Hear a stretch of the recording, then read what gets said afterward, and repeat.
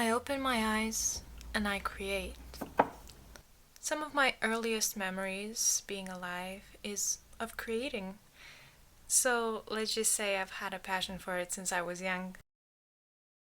Also, I think I had a very clear path of profession already set out for me because I had so much joy in making it. I felt like I always knew what I wanted to do in the future.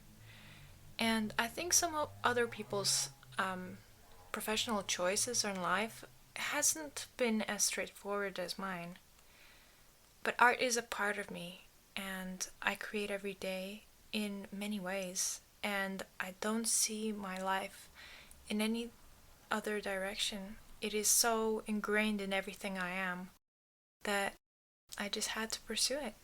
I went to a more classical style art school when I was younger, and then I pursued studies in the UK in Leicester, where I studied fine arts, in particular painting. I think what I want to show with my art is a combination between nature and the human figure, or maybe even the human essence, what it is to be human. Because through my own experience, I'm trying to combine these aspects which are very and have always been very attractive to me: nature and animals and our relationship with them, and how we are interrelated with everything around us, but through a more contemporary sense of today and now in my everyday life, and those sort of small details of my life that I see, really want to capture them and somehow grab them and put them into my work through my own perspective to show to other people how I see them. And I really want to be able to express that in everything I do, be it drawing and painting, and painting on fabric or sculpture or cooking, or even maybe the way I'm walking down the street or dressing up. I want to show what I find interesting in life and put it down so that other people can also see it, and maybe they will also relate to it the same way I do. But I don't work just in the fine art construct. I also create work which is illustrative, which is decorative.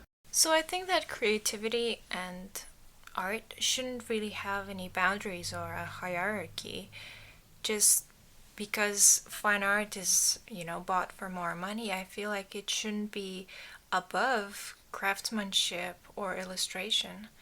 Because, in my opinion, art is for everyone to enjoy and to make. I think that is why I create a lot of so many different styles and media, and why I pursue it. I really enjoy exploring all of these different art types and styles because it's a means of understanding the approach and everything about that type of art. I want to understand how it is made and approach it with the eyes of a curious child. Learning isn't beyond anyone, and I think it's a shame that some of us stop trying to learn and experiment, because only through that I feel like I grow, through experimenting, through being a child with a piece of paper and pen and ink or paint. I feel lucky to be born in a time where I have a choice to be an artist, where it is an option, and also to be a woman and be accepted to be an artist, because it didn't used to be like that. The circumstances in which they were born in would shape the rest of their lives, which I'm glad that it's not like that anymore. And as a woman, I can pursue art. But I feel like that has led for me to make a lot of artwork which shows the female body, which shows me, shows portraiture of other females, other artists, and of course a lot of self-portraiture of myself. I approach this by doing a lot of sketchbook drawings and ink drawings, which I really enjoy now, and as well as acrylic and oil paint. And I think because I experiment so much with these different materials, it helps me to understand myself in different ways. From live drawing to drawing from images, I'm able to expand my knowledge of what I want to do.